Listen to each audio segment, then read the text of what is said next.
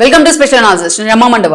ఈ రోజు అనాలిసిస్ లో భాగంగా మనం తీసుకోబోతున్న టాపిక్ ఏంటంటే, ఈ రోజు అనాలిసిస్ నేను ఒక టైటిల్ పెట్టాను, ఆంధ్ర వాళ్ళు రావచ్చు పోవచ్చు రొయ్యలు అమ్ముకోవచ్చు.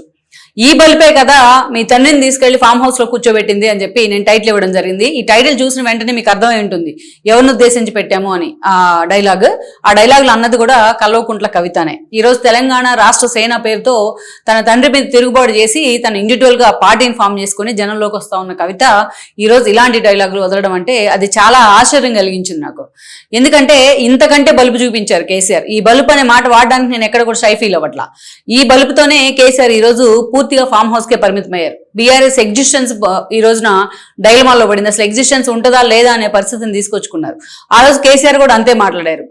ఆంధ్ర నాయకుల గురించో లేకపోతే పొలిటీషియన్స్ గురించో మాట్లాడారంటే సరే, పొలిటికల్ పార్టీస్ తో వాళ్ళకి చాలా ఇష్యూస్ ఉంటాయి కాబట్టి మాట్లాడారు అనుకుందాం, ప్రత్యర్థులుగా చూసుకుంటారు కాబట్టి మాట్లాడారు అనుకుందాం.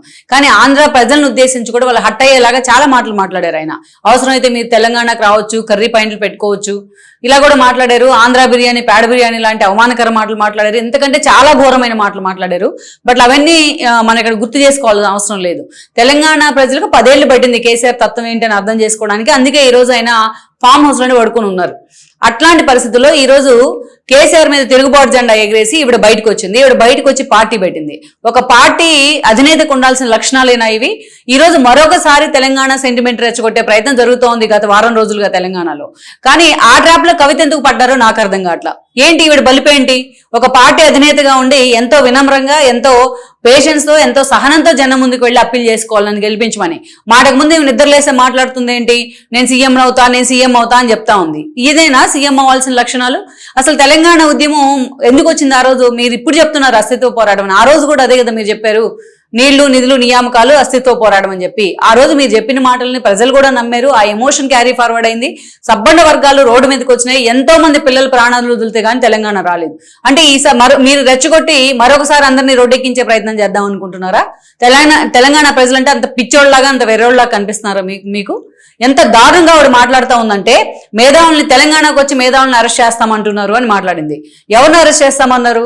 అరెస్ట్ చేయొద్దురా ప్రభు అని చెప్పి పవన్ కళ్యాణ్ తన పార్టీ మీటింగ్ లో ఆన్ ఎయిర్ చెప్పినాడు. ఆయన ఆ మేధావి మీద ఇంకేం కేసులు పెట్టొద్దు, నాగేశ్వర్ మీద అరెస్ట్ ఏం చేయొద్దు అని చెప్పేసి ఆయన విక్టింగ్ కార్డ్ ప్లే చేశారు. ఆయన పేరు చెప్పి జర్నలిస్ట్ ముసుగులో ఇంకొందరు వచ్చి నానా యాగీ చేసి చాలా దారుణంగా మాట్లాడే ప్రయత్నం చేశారు.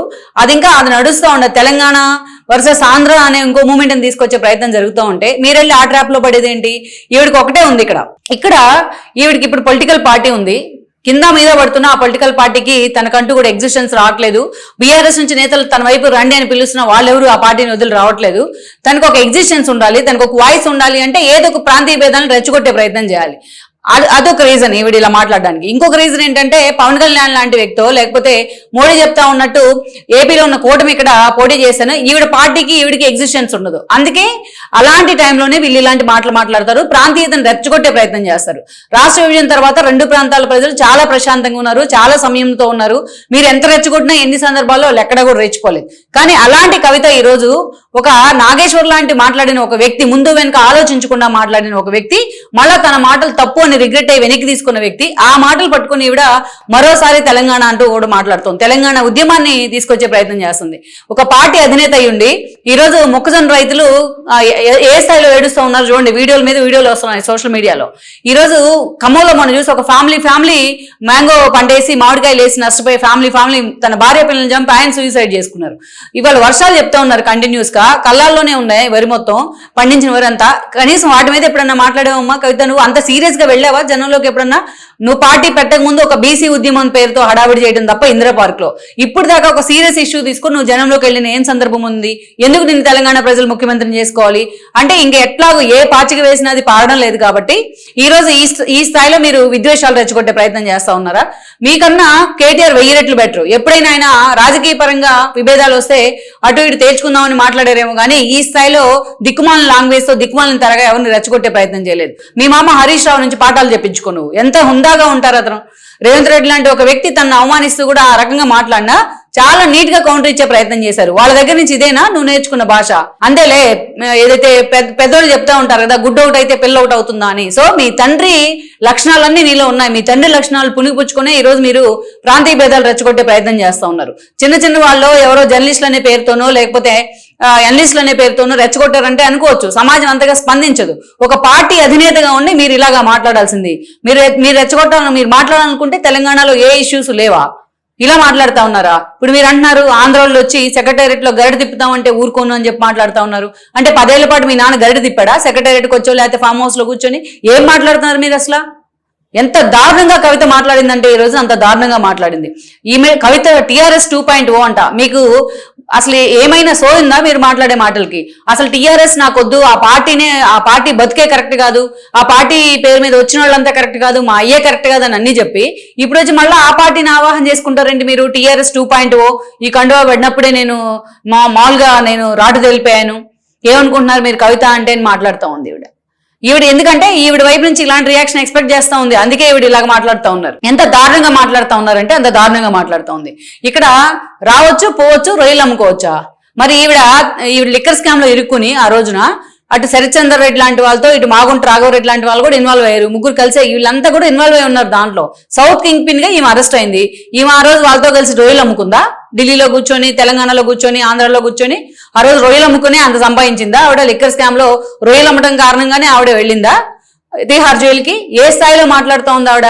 అంటే మీరు వ్యాపారాలు చేసుకోవాలి, మీరు వ్యాపారాలు చేసుకోవాలంటే మీకు ఆంధ్ర వాళ్ళు కావాలి, మీకు లిక్కర్ స్కామ్లు చేయాలంటే ఆంధ్ర వాళ్ళతో మీరు సయోధ్య కుదుర్చుకోవాలి. మీ పిఏలుగా మీ పిఆర్ఓలుగా ఎవరైనా సరే మీకు ఆంధ్ర వాళ్ళు ఉండొచ్చు. మీ ఇష్టం వచ్చినట్టు మీ తండ్రి కాళేశ్వరానికి జగన్మోహన్ రెడ్డిని తీసుకొచ్చి కూర్చోబెట్టుకుని శంకుస్థాపన చేయించవచ్చు, ఇవన్నీ చేయొచ్చు. కానీ పవన్ కళ్యాణ్ వచ్చి తెలంగాణకు వస్తాను, అక్కడ పొలిటికల్ తనకి ఆల్రెడీ జనసేన కొంత ఫాలోయింగ్ ఉంది, నేను ఏదో ఎస్టాబ్లిష్ చేసుకుంటానంటే మీకు అభ్యంతరం ఇప్పుడు. ఎందుకంటే మీ పార్టీకి మొత్తం పునాది కూడా లేకుండా పోద్ది పవన్ కళ్యాణ్ లాంటి వాళ్ళు, లేకపోతే టీడీపీ జనసేన కలిసి ఇన్వాల్వ్ అయితే. అదే మీ భయం. సో మీరైతే ఆంధ్ర వాళ్ళతో వ్యాపారాలు చేయొచ్చు, మీరైతే ఆంధ్ర వాళ్ళతో కలిసి లిక్కర్ స్కామ్ లో ఇరుక్కోవచ్చు. మీ బలిపేంటి? ఈ మాటలకు కారణం ఏంటి? మీరు లిక్కర్ స్కామ్ ద్వారా సంపాదించిన డబ్బే మీ బలుపుకి కారణం ఈ రోజున. తెలంగాణ సమాజం అందుకే కదా మిమ్మల్ని యాక్సెప్ట్ చేయట్లేదు. పార్టీ పెట్టి ఆల్మోస్ట్ మీరు పార్టీ నుంచి బయటకు వచ్చి మీ ఎమ్మెల్సీ పదవికి రాజీనామా చేసి ఆల్మోస్ట్ 3-4 నెలలుగా వస్తుంది. ఇంతవరకు మీ మీద ఆ కన్సర్న్ ఎందుకు లేదు తెలంగాణ సమాజం? మీరు వచ్చి ఒక చోటు నుంచి ఉంటే 1000 మంది వస్తా ఉన్నారా? మీరు ₹1 ఇవ్వకుండా ఎవరైనా ఒక 1000 మంది మీతో నిలబడి ఉన్న పరిస్థితి ఉందా? ఈరోజు మీ తండ్రి, మీ అన్న, మీ మామే మిమ్మల్ని ఒప్పుకోకుండా బయటికి పంపించారు కదా. సో మీరు మాట్లాడుతూ ఉన్నారా ఈ రోజున? ఒక పార్టీ అధినేతకి, ఒక పార్టీని ఎస్టాబ్లిష్ చేయాలనుకున్న వాళ్ళకి ఉండాల్సిన లక్షణాలు ఇవి. ఓన్లీ ఆంధ్ర వాళ్ళ మీదే మీ ఏడుపులు ఎందుకు? తెలంగాణ అంటే మెట్రోపాలిటన్ కదా. సో మొత్తం అన్ని రాష్ట్రాలు, దేశవ్యాప్తంగా ఉన్న అన్ని రాష్ట్రాల నుంచి ఏదో ఒక వృత్తి రీత్యానో వ్యాపార రీత్యానో ఎంతో మంది ఇక్కడ సెటిల్ అయి ఉన్నారు. వాళ్ళందరి గురించి ఎందుకు మాట్లాడరు మీరు? ఓన్లీ ఆంధ్ర వాళ్ళ గురించి ఎందుకు మాట్లాడుతూ ఉన్నారు? నిన్న మొన్నేమో మీరు చంద్రబాబు నాయుడు సూపరు, ఆహా ఓహో బంపర్ అంటారు. తిరుమల వెళ్తారు, చంద్రబాబు నాయుడు బంజారాలకు అట్లా చేశారు ఇట్లా చేశారని మాట్లాడతారు. చంద్రబాబు నాయుడు ఐటీకి ఆదుదని మాట్లాడతారు. మళ్ళీ సాయంత్రానికి వచ్చేటప్పటికి ఆంధ్ర వాళ్ళు వచ్చి కూరలు అమ్ముకోవచ్చు అని మాట్లాడతారా? ఇప్పుడు మీరు మేధావులను అరెస్ట్ చేస్తారు, వాళ్ళని టచ్ చేస్తే ఊరుకోమని వార్నింగ్లు ఇస్తున్న మీకు చంద్రబాబు నాయుడు ఇంటి ముందు ధర్నా చేస్తాను, నేను మేధావులను టచ్ చేస్తాను మాట్లాడడానికి రైట్ ఎక్కడిది మీకు?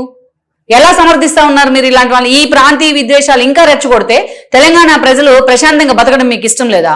మిమ్మల్ని ఎంతమంది నమ్మి రోజు రోడ్డెక్కుతూ ఉన్నారు తెలంగాణ ప్రజలు? ఆ గుప్పిడి మందే మీడియాలో మాట్లాడుతూ ఉన్నారు, ఆ గుప్పిడి మందే నోటుకు వచ్చినట్టు రొల్లుతూ ఉన్నారు.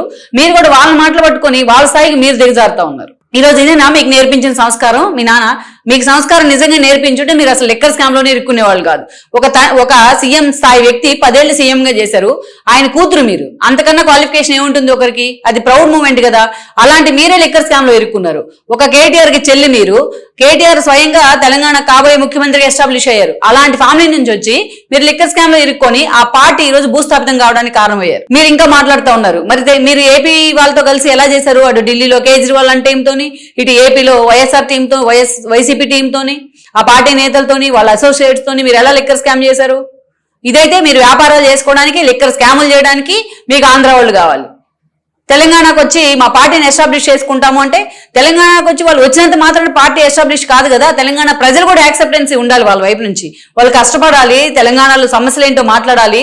ఆ స్థాయిలో ఎవరైనా ఇప్పుడు మీరు కేటీఆర్ కానీ మీరు కానీ కేసీఆర్ వారసులు అలా వచ్చి ఇలా చిటికేయింగ్లోనే మీరు ముఖ్యమంత్రులు అయిపోతారు? అయిపోరు కదా.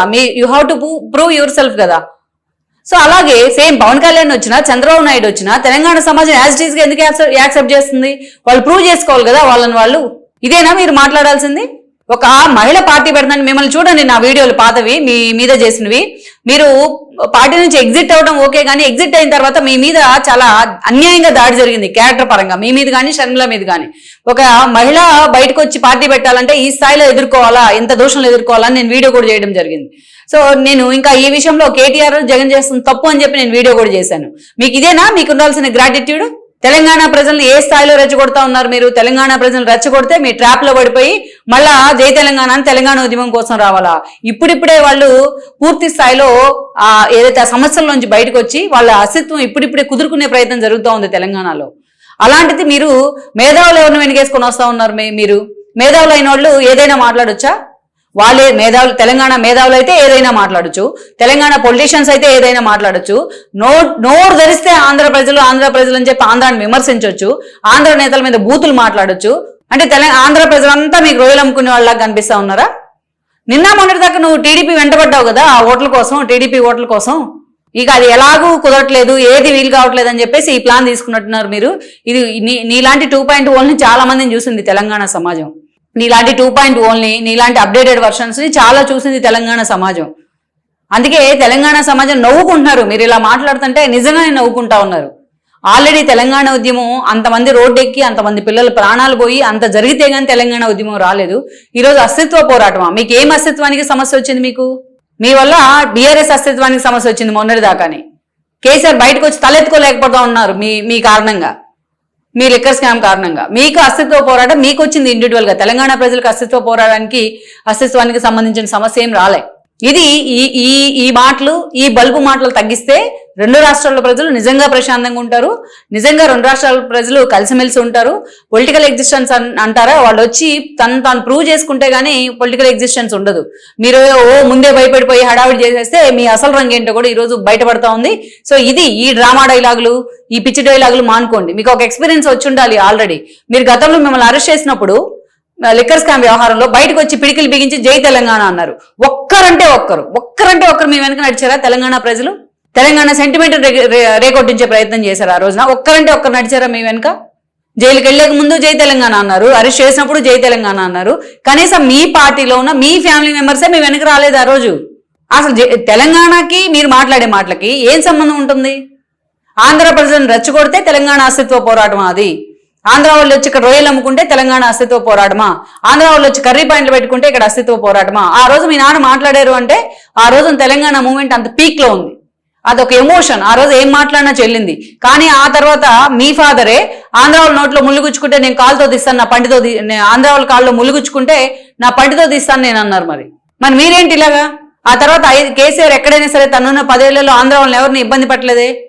తిట్టుకుంటే పొలిటీషియన్స్ తిట్టారు, చంద్రబాబును పవన్ కళ్యాణ్ తిట్టారేమో, కానీ ఆంధ్ర వాళ్ళని ఎవరిని ఇబ్బంది పెట్టే మాటలు మాట్లాడలేదే. సో ఇవి తగ్గిస్తే ఎప్పుడైనా కూడా పొలిటీషియన్స్ ఉండాల్సింది నోటు మీద అదుపు. ఇది తగ్గించుకుంటే మీకన్నా ఒక ఇండివిజువాలిటీ ఉంటుంది, మీకన్నా ఒక ఎగ్జిస్టెన్స్ ఉంటుంది. లేకపోతే కష్టం.